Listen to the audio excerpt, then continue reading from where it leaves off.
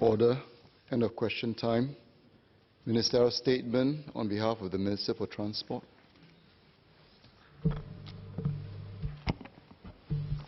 Mr. Speaker, may I have your permission to deliver this statement on behalf of the Minister for Transport? Yes, proceed please. Mr. Speaker, we in MOT are deeply concerned about the risk posed by motorized personal mobility devices, or PMDs for short. We are aware that this is a hot topic on the ground. We hear it from our residents, we hear it from many members of this House.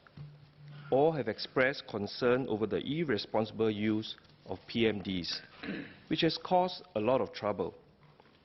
Reckless PMD riders have become a menace on the ground, causing alarm on our public paths. People are worried about whether our elderly parents or young children will be able to avoid speeding PMD users. Speedsters have also illegally modified their devices to travel at very high speed, without fear for their own lives and the danger they put others in. Residents are also worried that their houses will be affected should their neighbour's PMD catch fire. Such irresponsible behaviour is unacceptable and cannot be tolerated. At the same time, we are mindful that tens of thousands of Singaporeans have adopted PMDs and benefited daily from their usage. The vast majority of them use PMDs responsibly. Through the course of my various engagements, fellow Singaporeans have related to me stories of Singaporeans who have saved time and cost by using PMDs as a transport option. Older Singaporeans with mobility challenges who have found newfound freedom with personal mobility aids, and Singaporeans who have improved their livelihoods through new employment opportunities.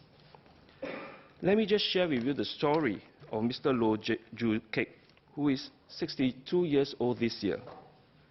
Mr. Loh used to get around on a bicycle, but with age, this has become a bit more challenging for him. 2 years ago, Mr. Loh started riding an e-scooter, which he finds it a convenient way to travel. He uses his e-scooter to run errands near his home in Sengkang, do weekend patrols with the Waterways Watch Society where he volunteers, and even visit his brother in Bedok. For Mr. Loh, his e-scooter helps him stay active and connected, and has since become a way of life for him. There are also thousands of Singaporeans who use PMDs to improve their livelihoods. Mr. Hafiz is one of them. He had to give up his earlier job due to health reasons, and doing food delivery is now his lifeline. As the eldest son in his family, working as a food delivery PMD rider allows Mr. Hafiz to provide for himself and his elderly parents who are no longer working. When I met him last week at a dialogue session, he shared with me that his goal is simply to ride safely with his loved ones in mind. Mr. Loh and Mr. Hafiz are only two of the many Singaporeans who have benefited from the introduction of PMDs. Even Singaporeans who do not ride PMDs benefit from the convenience services provided by riders who use PMDs to deliver food to their doorsteps. Because we are aware of the potential negative effects and also benefits, we conducted an extensive public consultation exercise to solicit views from a wide range of key stakeholders back in 2015 and 2016. It was led by SPS Professor Faisal and his Active Mobility Advisory Panel, or AMAP. Members of the House will remember our thorough debate on all these issues when the Active Mobility Bill was tabled in January 2017. On balance, the House decided to allow PMDs to enter Singapore as they are fundamentally a cheap, convenient, and environmentally friendly alternative to cars and motorcycles for short trips. They can play an important role in our vision for a car-like society. Members wisely emphasized the need for regulations, enforcement, public education, and wherever suitable, infrastructure enhancements. Upon AMAP's recommendation, we put in place a comprehensive framework of regulations on device criteria and user behavior through the Active Mobility Act. The Act commenced on the 1st of May 2018. Mr. Speaker, we now have a year of experience regulating PMDs. The risks and disamenities have become clearer. There has been 228 reported accidents involving PMDs on public paths in 2017 and 2018. There were 52 PMD-related fires reported in 2018. The number was 49 in the first half of this year. The growing number of fires is indeed worrying. I've often asked myself whether we would be better off banning PMDs whenever I read of accidents involving PMDs. However, I remember the calls to ban bicycles from footpaths several years ago. After intensive public education efforts and infrastructure improvements, there is now a greater acceptance of bicycles in Singapore. Similarly, a PMD is just a machine. It is the rider who decides whether it is beneficial or detrimental to lives. I'm convinced that Singaporeans can be taught to use PMDs responsibly, as they have with bicycles. I'm confident that we can bring about the safe sharing of paths with PMDs. But with hindsight of experience, we should add new regulatory measures to enhance safety. And I will focus on two key areas: fire safety and path safety. First, how can we further enhance fire safety? In September 2018, LTA announced UL 2272 as a mandatory requirement for PMDs. The UL 2272 standard improves safety against fire and electrical hazards significantly by requiring the devices to pass a stringent set of tests conducted by accredited testing centers under extreme physical conditions. To date, we are still the only country in the world to impose such a rigorous fire safety requirements for e-scooters. Thus far, all PMD-related fires incidents have involved non-UL 2272 certified devices and may have involved inappropriate charging practices, such as the use of incompatible chargers, overloading of sockets, or charging near flammable materials. We could have simply banned non-UL 2272 certified PMDs. But retailers and users who had just bought such PMDs pleaded for some grace period. That is why we imposed a requirement for PMD retailers to sell only UL 2272 certified devices from 1st January 2019, while users could only write certified devices from 1st January 2021 onwards. Even with this grace period, many retailers complained bitterly about the adverse impact on their businesses. Users were also unhappy about having to give up devices that were still usable and having to pay significantly more for UL 2272 certified PMD. These negative sentiments were widely covered in the media. However, given the recent spate of PMD-related fires, LTA will take two further steps to address the situation. We will bring forward by 6 months the deadline for compliance with the UL 2272 requirement to 1st July 2020. As many Singaporeans rely on PMDs for their livelihoods and their commuting needs, we think this is a reasonable, earlier deadline. This will also give retailers time to bring in sufficient stock of UL 2272 certified devices. We will also introduce a mandatory inspection regime for registered e-scooters from 1st April 2020 onwards. LTA will be scheduling all e-scooters which were earlier registered and self-declared UL 2272 certified for inspection. LTA will henceforth require all new e-scooters to pass inspections for UL 2272 certification and width, weight, and device speed before they can be registered. Some PMD users are concerned about the cost of switching out their UL2272 non-certified devices. While I understand their worries, we seek their understanding and support for this necessary move. AMAP Chairman Professor Faisal and I recently met with food delivery riders to see how they will be impacted by these proposed new measures and how we can help cushion the impact on them. The food delivery companies have tied up with PMD operators to offer PMD rentals for food delivery riders. They have also announced their commitment to help the riders convert or rent UL2272 certified devices. LTA will work with food delivery companies to offer more attractive rates for PMD rentals.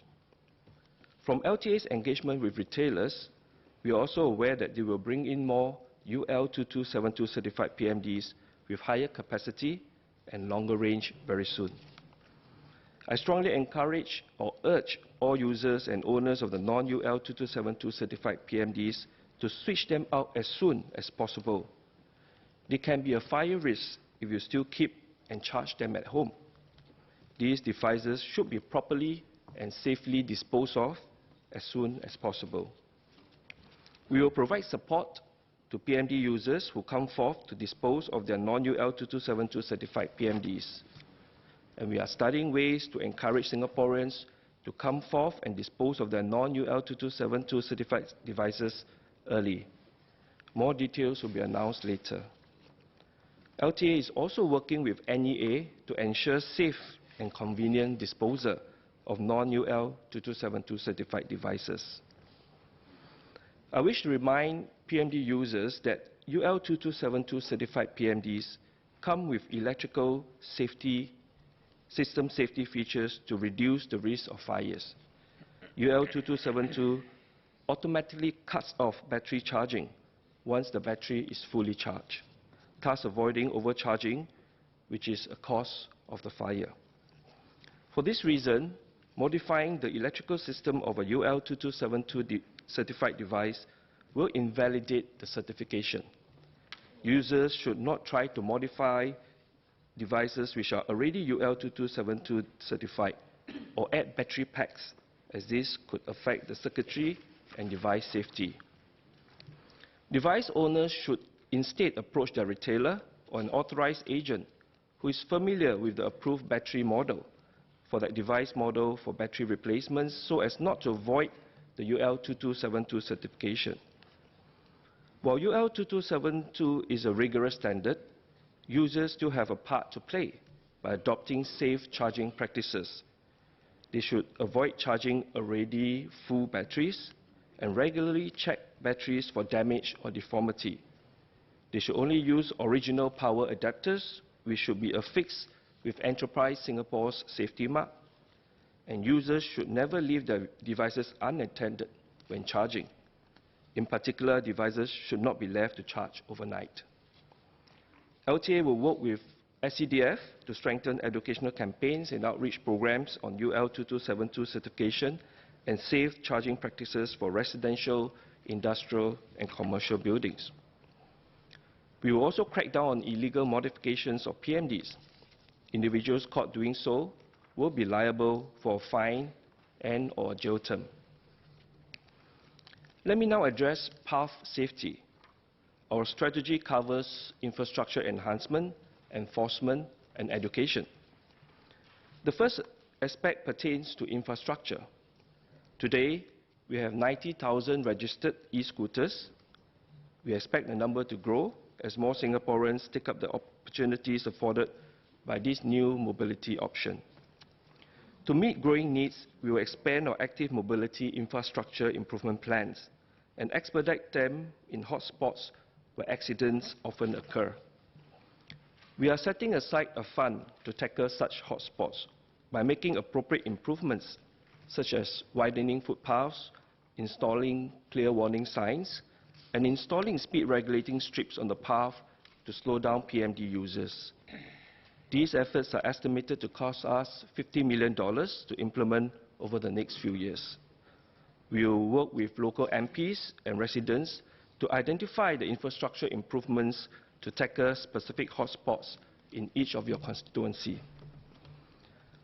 2 months ago, we had a discussion in this House on whether PMD should be banned from HDB void decks and corridors, where there are many blind spots which cannot be overcome through infrastructure improvements. At the time, I said that town councils could set and enforce their own rules on PMD usage at void decks. After further discussions, 15 town councils have decided to ban the usage of PMDs in void decks and common corridors.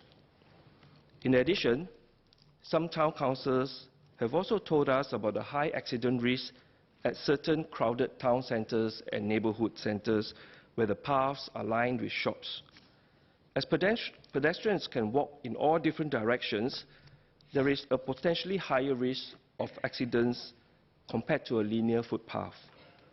To address this risk, LTA will work with relevant town councils to conduct a 3-month trial to designate pedestrian-only zones, or POZs, where riders must dismount and push their PMDs. We will try out POZs at town centres in Ang Mo Kio, Bedok, Bukit Batok, and Khatib, and at a neighbourhood centre in Tampines. So we're actually selecting 5 trial sites. We will consult the local MPs on the specific details. If the concept of POZs proves useful, we will roll it out to other towns island-wide. As a further step, LTA has also started a trial to implement school zone markings along footpaths outside some schools. These include speed regulating strips, slow markings, SLOW slow markings, and enhanced visual cues on the ground to remind PMD users to slow down and watch out for other path users, especially young children. We have completed works at the first trial site at Fern Green Primary School. We will expand this to 4 other schools, which includes Fengshan Primary, Jiemin Primary, Rivervale Primary, and Yishun Secondary School by next month. Apart from localized infrastructure enhancements, we work closely with local MPs to develop active mobility infrastructure to the township or at the township level. Ang Mo Kio is an example of what every town can look forward to. Ang Mo Kio is our first walking and cycling town. When the cycling path network is completed in 2022, it will span 20 kilometers, connecting homes safely and seamlessly to the MRT station, bus interchange, and Ang Mo Kio hub. These cycling paths will be located along almost all of the main roads in Ang Mo Kio. They will have pedestrian and cyclist-friendly features such as pedestrian priority zones near bus stops, a distinctive red coloring for the cycling paths, and cycling ramps.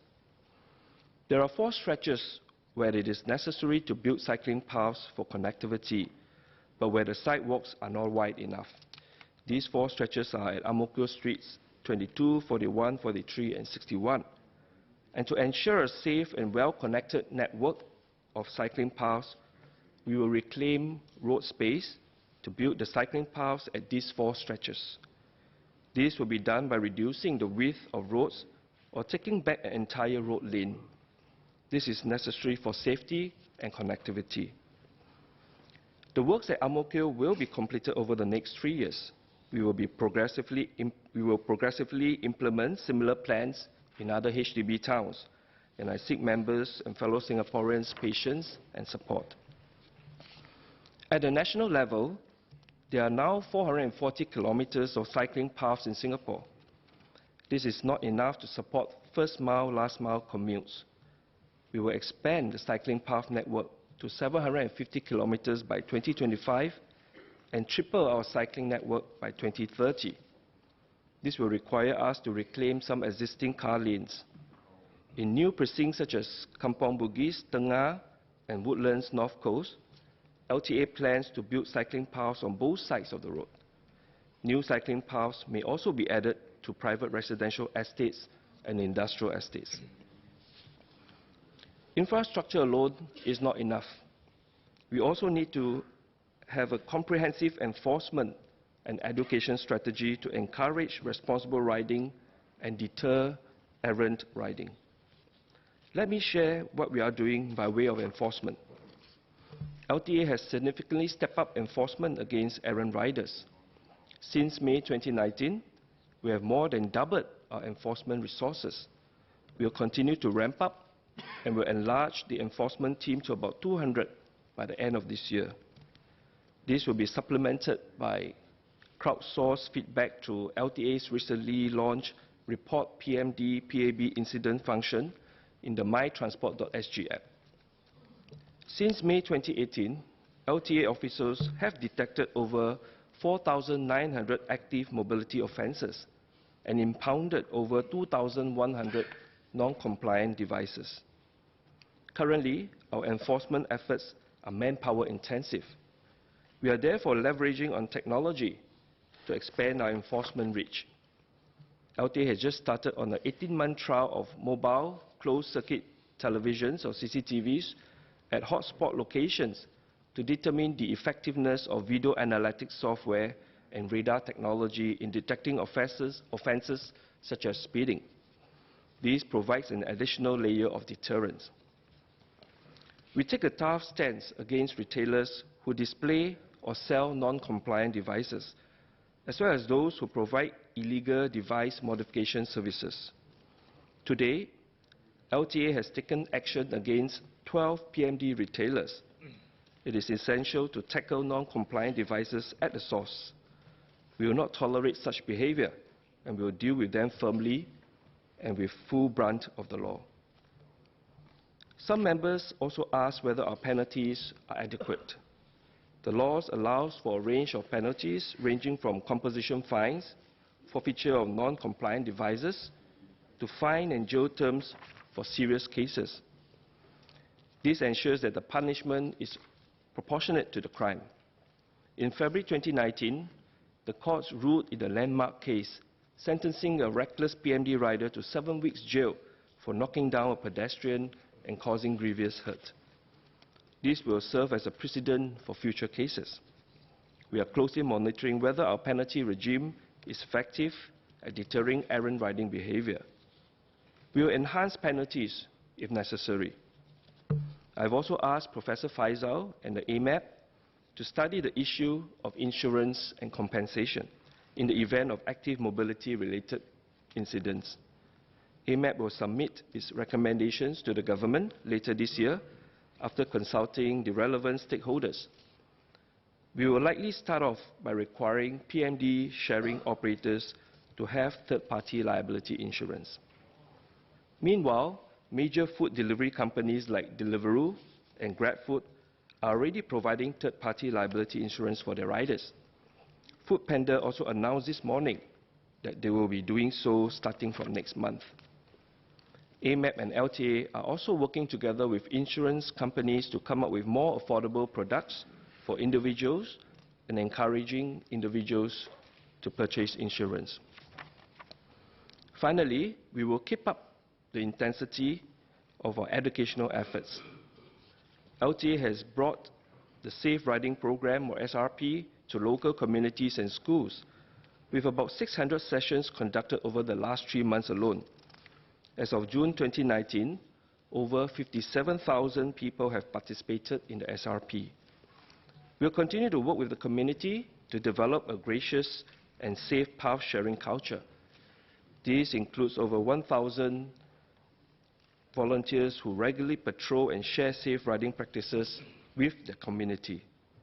Such educational efforts are key to a fundamental shift in how all path users behave, and will help us to maximize the usage of our paths in a safe manner. Mr. Speaker, we promote active mobility because it is good for Singaporeans. As our population ages, it is important to promote active aging. Regular exercise is an important part of active aging. This is why we promote walk, cycle, ride as a preferred mode of transport for short distances within our residential estates. For some Singaporeans, motorized PMDs offer an added option. We hope Singaporeans will be able to accept their usage on our pathways. But this requires PMD users to behave themselves. It is for their own safety as well as the safety of others. We have had a year of experience regulating PMDs. It has not been all smooth sailing, and we did not expect any new tools introduction to be a rosy journey. But the experience has helped us to review our regulatory measures and to see how they can be tightened to further enhance safety. As with any new technology, our regulatory regime has to be nimble and responsive. We will get the new measures in place quickly, and we will continue to monitor their effectiveness. And we remain ready to introduce new or better measures if necessary.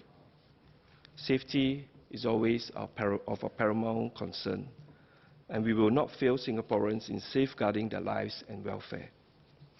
Singapore is actually not alone in having to grapple with PMDs. I thank members of this House for their suggestions and continued support. I'm also grateful to AMAP for their wise counsel and unceasing efforts. Above all, I seek Singaporeans' support and understanding that we are committed to doing our utmost. I'm confident that we'll be able to make active mobility safe and relevant for Singaporeans. Thank you.